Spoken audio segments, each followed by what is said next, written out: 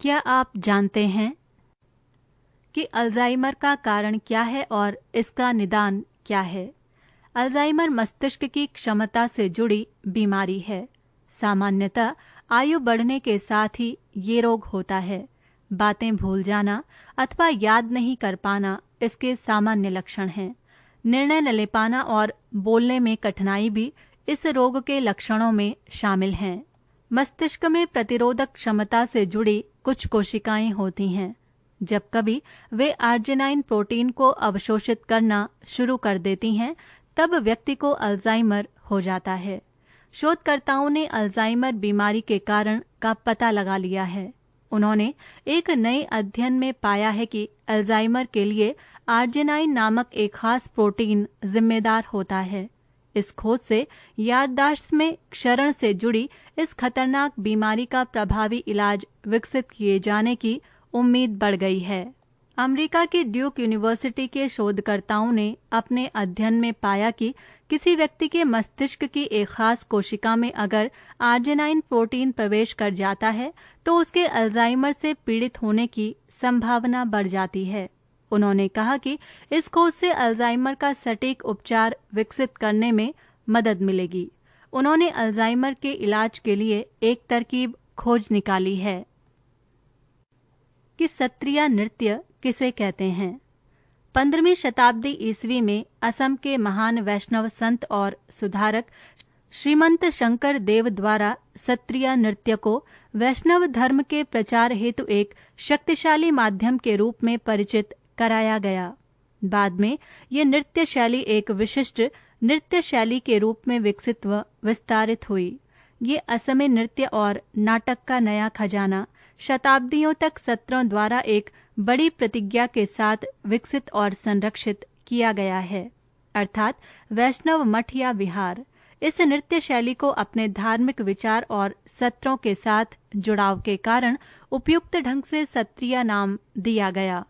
सत्रिया नृत्य परंपरागत हस्त मुद्राओं, पादकार्यों, आहार्य संगीत आदि के संबंध में सख्ती से बने सिद्धांतों के द्वारा सत्रिया नृत्य की परंपरा संचालित होती है।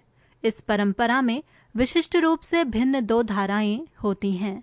गायन बायनार नाच से खरमार नाच का आरंभ नाटकीय प्रस्तुतियों से युक्त भावना संबंधित रंगपटल से होता है तथा दूसरे ऐसे नृत्य जो स्वतंत्र हैं, जैसे चाली, राजस्थान चाली, झुमरा, नादुभंगी आदि। इसमें चाली को चरित्र लालित्यपूर्ण एवं शानदार वीरोचित जुदाई को प्रदर्शित करते पुरूप चरित्र द्वारा निष्पादित किया जाता है। कि गोल्डन ब्लड क्या है? गोल्डन ब्लड खून का दुर्लभ ग्रुप है जो दुनिया में बहुत कम लोगों का होता है। जिस ब्लड ग्रुप को गोल्ड ब्लड कहा जाता है उसका असली नाम RH नल है। सबसे रेयर होने की वजह से शोध कर रहे वैज्ञानिकों ने इसे गोल्डन ब्लड नाम दिया है। ये खून बहुमूल्य होता है क्योंकि इसे किसी भी ब्लड ग्रुप पर चढ़ाया जा सकता है। ये हर ब्लड ग्रुप के साथ आसानी से मैच हो जाता है। इस ब्लड ग्रुप में किसी भी तरह का एंटीजन नहीं पाया जाता है। US rare disease information centre के अनुसार गोल्डन ब्लड ग्रुप एंटीजन से रहित होता है। इसलिए जिन लोगों के शरीर में ये खून होता है उन्हें एनीमिया की शिकायत हो सकती है। यही वजह है कि ऐसे लोगों की जानकारी होते ही डॉक्टर उन्हें डाइट पर खास ध्यान देने और आयरन वाली चीजों का ज्यादा से ज्यादा सेवन करने की सलाह देते हैं। कि संक्रांति या अयनांत अर्थात सॉलिसिटर क्या है? उस समय को संक्रांति कहते हैं जब सूर्य भूमध्य रेखा के उत्तर अथवा दक्षिण में अपने अधिकतम ऊंचाई पर होता है और दोनों अयन वृत्तों में से किसी एक कर्क रेखा अथवा मकर रेखा पर लंबवत चमकता है। इस स्थिति में भूमध्य रेखा से सूर्य का झुकाव अधिकतम 23 डिग्री 30 मिनट होता है। लगभग 21 जून को दोपहर को जब सूर्य कर्क रेखा पर सिर के ठीक ऊपर रहता है, इसे उत्तर अयनांत या कर्क संक्रांति कहते हैं। इस समय उत्तरी गोलार्ध में सर्वाधिक लंबे दिन होते हैं और ग्रीष्म ऋतु होती है, जबकि दक्षिणी गोलार्ध में इसके विपरीत सर्वाधिक छोटे दिन होते हैं। और शीत ऋतु का समय होता है। अतः कर्क संक्रांति को उत्तरी गोलार्ध में ग्रीष्म संक्रांति और दक्षिणी गोलार्ध में शीत संक्रांति भी कहते हैं। लगभग 22 दिसंबर को जब सूर्य दोपहर को मकर रेखा पर सिर के ठीक ऊपर होता है, इसका दक्षिणी झुकाव अधिकतम 23 डिग्री 30 मिनट होता है। इसे दक्षिणी अयनांत या मकर संक्रांति कहते हैं। इस समय दक्षिणी गोलार्ध में दिन की लंबाई अधिकतम तथा उत्तरी गोलार्ध में न्यूनतम होती है। मकर संक्रांति को वहां विद्यमान ऋतु के अनुसार उत्तरी गोलार्ध में शीत संक्रांति और दक्षिणी गोलार्ध में ग्रीष्म संक्रांति के नाम से भी जाना जाता है। कि शिगेला के बारे में आप क्या जानते हैं? शिगेला एक प्रकार का बैक्टीरिया है। शिगेला बीमारी शिगेला नाम के बैक्टीरिया के कारण होती है।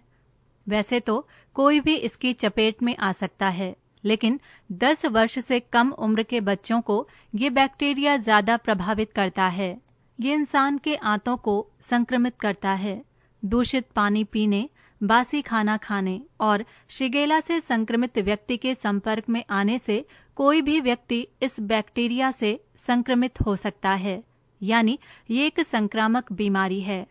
एक बार जब बैक्टीरिया शरीर में प्रवेश कर जाता है तो ये कॉलन अर्थात मलाशय के एपिथेलियल लाइनिंग पर अटैक करता है। इसके परिणाम स्वरूप कोशिकाओं में सूजन व जलन प्रारंभ हो जाती है और गंभीर मामलों में कोशिकाएं नष्ट भी हो जाती हैं। इस बैक्टीरिया से प्रभावित लोगों को दस्त, बुखार और पेट दर्द आदि की दिक्कत होती है। कई बार खूनी दस्त भी होते हैं और कई बार इसके लक्षण नजर नहीं आते हैं। आमतौर पर शिगेला जानलेवा या बहुत गंभीर नहीं होता है। बात अगर इसके इलाज की करें तो अभी मौजूदा वक्त में इसके लिए कोई टीका नहीं बना है। डॉक्टर आमतौर पर एंटीबायोटिक्स दवाओं का इस्तेमाल करते हैं।